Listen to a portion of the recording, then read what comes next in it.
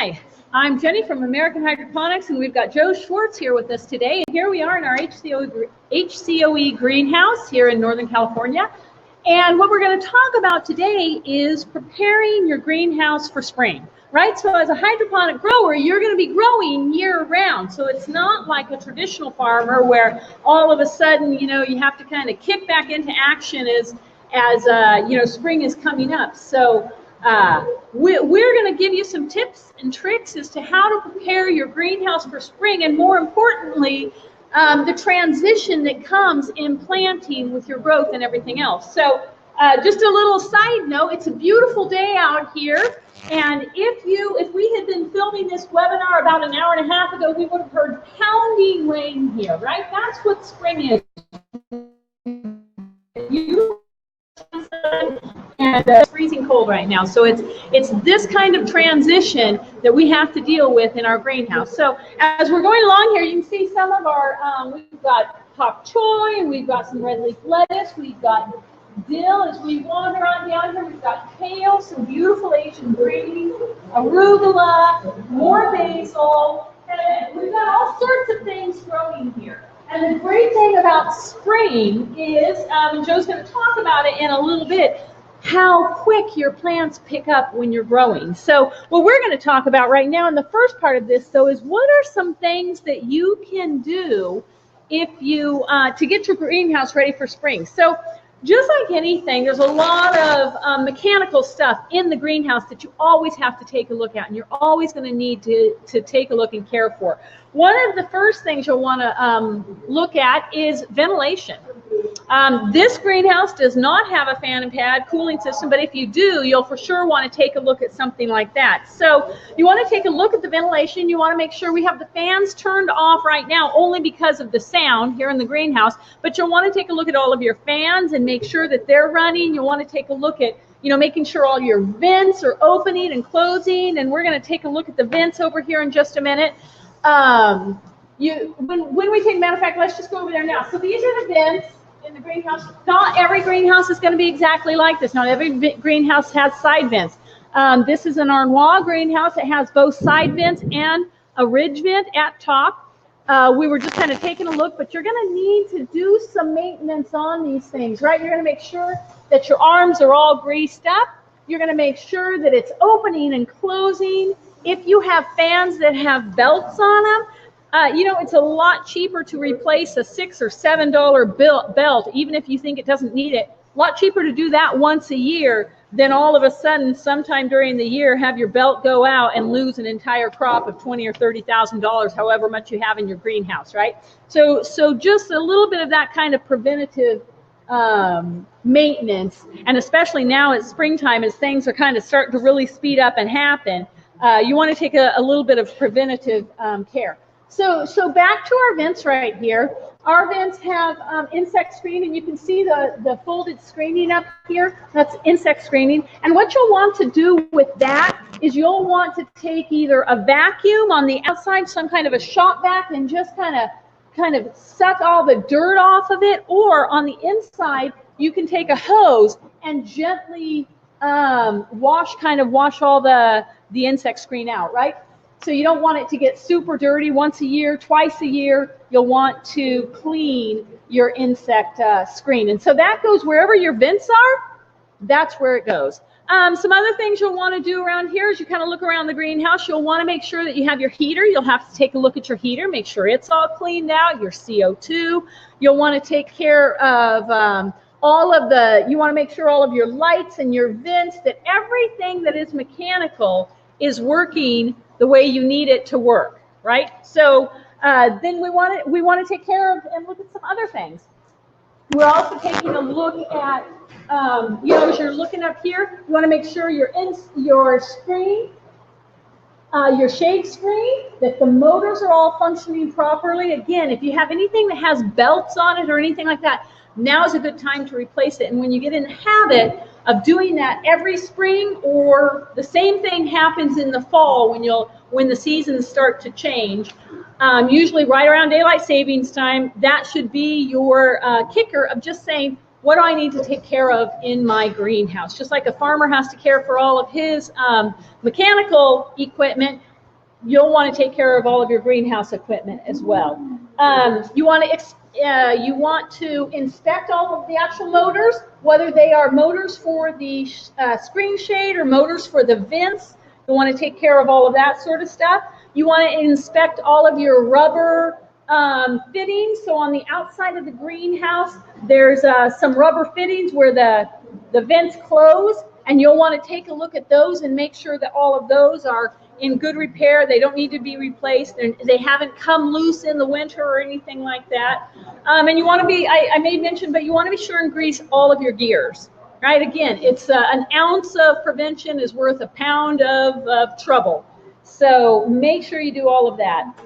And I think that's a quick rundown of everything mechanically. A lot of it is common sense. Joe might throw a few more tips in here, but a lot of it really is common sense in the aspect of taking care of all of your mechanical stuff, the moving pieces. Now, obviously, you're cleaning your channel every time you use it. In between every harvest, you're cleaning your trays and all that sort of stuff. But the other things that you don't clean on a daily basis or on a weekly basis, you really have to take a look at and do some maintenance on. So now the other piece that we're talking about, Joe, is the growing piece of it. So Joe Swartz, our vice president, is going to come and give you all the tips of what you need to do to change your growing. Okay. Well, as Jenny said, there's a lot of things mechanically we need to do for our greenhouse structure when the days start getting longer, the temperatures start going up. As you can probably tell by the way I'm squinting, we have much higher light levels than we did even just a few short weeks ago. So there are a few things culturally that we want to think about with our crop production that we need to take into consideration now that both the days are getting longer, at least here in the northern hemisphere. Days are getting longer, as well as the light intensity is also increasing. So there's a few things that we want to think about doing that's important. So for a lot of our growers who use intermittent feeding cycles, so for example, in our propagation systems, we don't run the nutrients all the time. Basically, the nutrient flow comes on periodically, and some of our tomato and our vine crop systems also use intermittent feeding cycles. So as we transition out of winter into spring, we want to start watching and seeing what the plant's needs are and increasing our feed cycles accordingly. So especially for vine crops, the plants are going to be utilizing a lot more nutrient solution.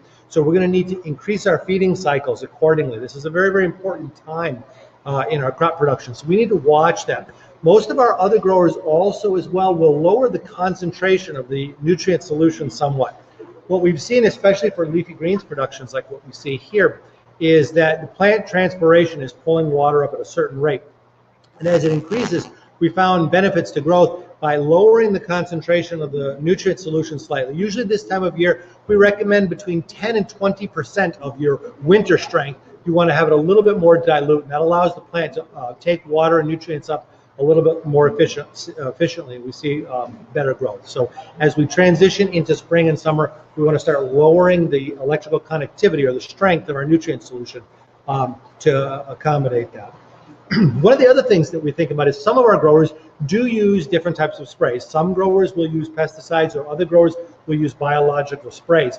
As we start going into high light and high temperature times, we want to be very careful and very mindful of not spraying any material on our plants during the heat of the day. It's very, very important to spray early in the morning or late in the evening time. If you spray even something very, very simple like a biological in the middle of the day in the wintertime, that may be very appropriate. If you do the same thing in the spring or summer under really high light, you do sometimes run the risk of burning your plants. So always be very, very mindful of anything that you do with the plants during your normal winter and early spring production may be impacted as you start going into spring and summer. So you want to keep that in mind.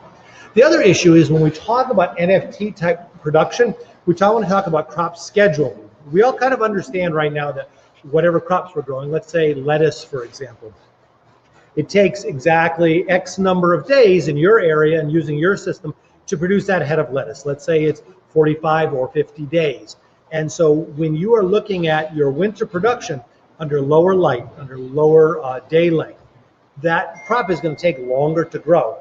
And then in the summertime, with longer days and higher light, it's going to grow faster. And so you need to account for this when you're seeding your crops, Because basically, if you're seeding your crops, here we'll use a calendar to example. If you're seeding every 7 days, now theoretically in 6 weeks, the crop that you seeded on this date is going to be coming in. Now, however, that same schedule in the wintertime does not necessarily apply in the summertime. So what you need to do is in your particular application, and unfortunately we don't have a rule of thumb. Basil may take longer to grow if you're growing in Maine than if you're growing in Southern California. And then of course the basil rate at your particular location is going to vary during different times of the year. So you want to accommodate for that. Now we have many different software packages that are used for crop scheduling and for crop tracking, and that's very, very important to be able to track your crop and understand how long it takes from seeding to your first transplant, how long it takes from first transplant to second, and then to harvest. So you have a very, very clear picture after a certain length of time what your crop schedule is. Well, I actually, in preparing for this, I actually dug out a crop log book. This is just a calendar book back from 1993, so I'm afraid I'm dating myself a bit. But what I had done was carefully in my location in Massachusetts, been logging exactly how long it took seeded to the time we harvested. And of course, when we were seeding in March, when we harvested, that length of time was very, very different than when we were seeding in October. So you need in your particular application to understand and start tracking how long it takes crops. We can give you, based on our experience, we can give you pretty good general guidelines, but it's very, very important to understand in your application how long these crops are growing. And then so based on these figures, I came up with a chart that basically showed me exactly how long it took to harvest basil. And we're using basil as an example. That's what I was growing at the time. So anything that was seeded between January 1st and March 1st, I knew would be ready in 5 weeks. And then likewise, anything seeded from March 1st, April 1st was ready in 4 weeks. And so you need to understand those periods of time for your application and then schedule accordingly. So basically, what you can do from that, using that information, is then go backwards. So I know that crops that are harvested, say on February 27th, they were seeded back here on the 17th of January.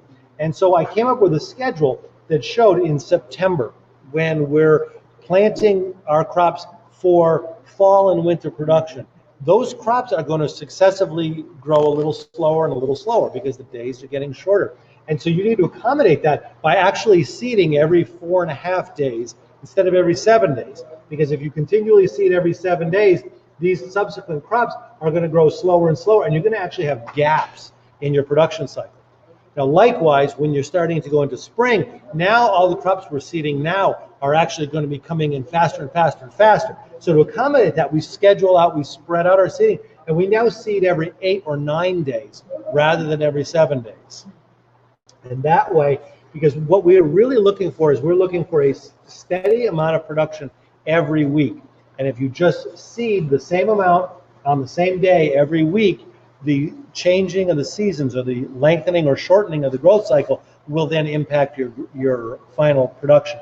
And it's very, very important to understand how to schedule your production so you have the same amount every week, if that's what your market is looking for.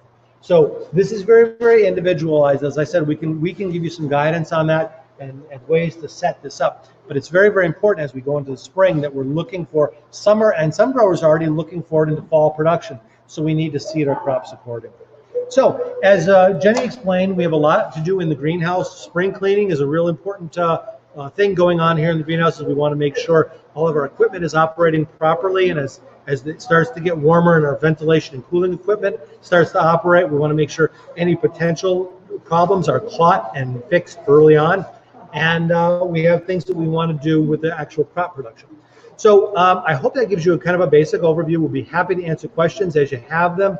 As you go through into your spring and summer production, please keep in mind that the days are going to be getting longer only for a certain amount of time, and then we're going to be going backwards.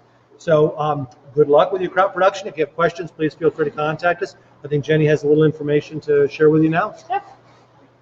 So you should see on your screen, we have a special promotion coming up. As many of you know, if you follow us on social media or go and check on our website at all, we offer 2-day growing seminars, and they're usually held right here in Northern California. And we have a special coming up for our next seminar, which is June 28th and 29th. It's half off, which is a great deal, by the way. We always encourage 2 people to come. So we offer 2 people for the one price, the one entry price, and this is half off of that. So both of you can come for half off. So you see the price, the code right there, and that starts today. And it goes through April 15th, tax day, and ICC day for you guys to remember. And other than that, we'd love to see you at our seminar. Next month's webinar is on seeding techniques.